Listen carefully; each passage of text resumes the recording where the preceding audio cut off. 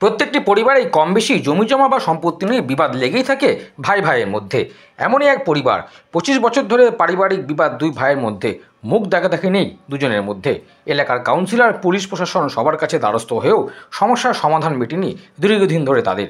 অবশেষে সেখানে খবর পেয়ে উপস্থিত হন সিপিডিআরের অতীন্দ্র ঘোষ। অতীন্দ্র ঘোষের উদ্যোগে একটি জনপ্রতিনিধি টিম, যেখানে ছিলেন সেলিম মুখার্জি, সুচিত্রা সাহা, সুনীল সাহা। এরা উপস্থিত হন তাদের বাড়িতে।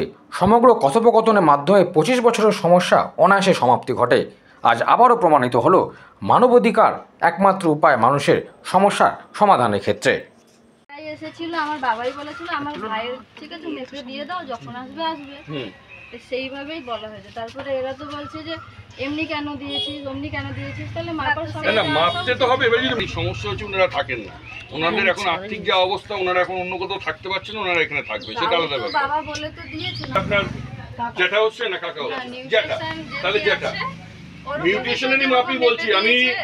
আপনাদের কাউন্সিলরের সাথেও কথা হচ্ছে, কাউন্সিলরের ভাইয়ের সাথেও কথা হচ্ছে, ঠিক আছে? ওটা নিয়ে আমার কোনো সমস্যা নেই। আপনি তো বড় ভাই, বড় ভাই কে হয়? বাবার পরের স্থান বড় ভাইয়ের হয়, তাই তো? যেহেতু স্থান বাবার মতো হয়, তাহলে আপনার বাবা যখন নেই, তাহলে আপনাকেই এদেরকে সেইভাবে রাখা উচিত ছিল। আমি ভাবলাম বড় ভাইয়ের, ছোট ভাইয়ের বউ খারাপ, তার ছেলে মেয়ে খারাপ হতেই পারে, ঠিক আছে? দিয়ে লোক আসবে, সে মেপে নেবে, মেপে আপনার জায়গাটা আপনাকে বুঝিয়ে দেবে, যেহেতু আপনি এই জায়গাটায় রয়েছেন। আর এই জায়গাটা আপনি কোনো সময় দেখি ভাড়া ঠাড়া কাউকে দেবেন না, ওনার জায়গা উনি বুঝবে। আপনার যদি মনে হয় আপনি আপনার মতো করে, উনি তালা খুলে দিচ্ছে, আপনি আপনার মতো আপনার একটা ঘরে তালা মেরে এখন একটা চাবি ওনাকে দিয়ে দিন, আমাদের সামনে দিয়ে দিন, তাহলে আপনাদেরও ঝামেলা থাকবে না। বললাম কি তোরা খুলে নেবো, সময় তো লাগে মানুষের, সময় তো লাগে। মানুষ তো অসুস্থ ছিল, আমরা হসপিটালে দৌড়াদৌড়ি করছি, কি করে খুলবো? নিজেদের বিষয়। ঠিক আছে, কতদিন লাগবে এটা সরাতে?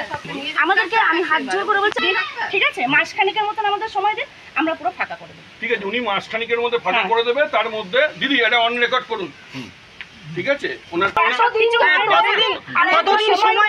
খানেকের মধ্যে আমাদের সময় দিন, আমরা ওনারা সরিয়ে নিচ্ছে, ঠিক আছে? আর একটা কথা বলি, উনি তো দুটো জায়গা ছিল, একটা ছিল দোলতলায়, একটা এখানে, ঠিক আছে? তো ওখানে যখন জমিটা ছিল বেচার, সবার কথা হচ্ছিল, ওনার সাথে কথা হচ্ছে, শ্বশুরমশাই, আমার শ্বশুরমশাই ওনার সাথেও কথা বলেছিল, অনেক কিছু হয়েছে ঝামেলা, আমি ওগুলো কথাতে আসতে যাচ্ছি না। রিসেন্টলি জমিটাকে বেচা হয়েছে, তো উনি 1 বছর মনে হয় জমির দলিলটাকে রেখেছিলেন।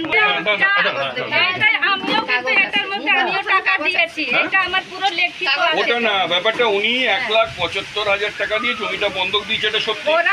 আমি বিক্রি করিনি আমরা, আমাদের কাছে শোনো দাদা, আমি একটা কথা, যখন আমরা ওই দোলতলার ঘরটায় আমরা ছিলাম না, দলিল দেখে ওরা বিক্রি করতে চেয়েছে।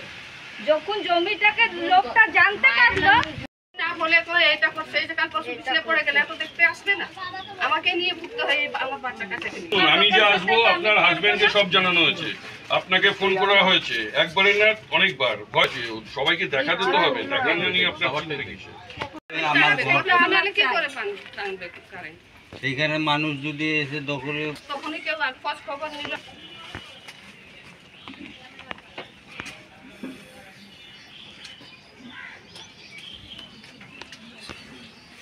আপনার কাগজটা বের করুন আপনাদের।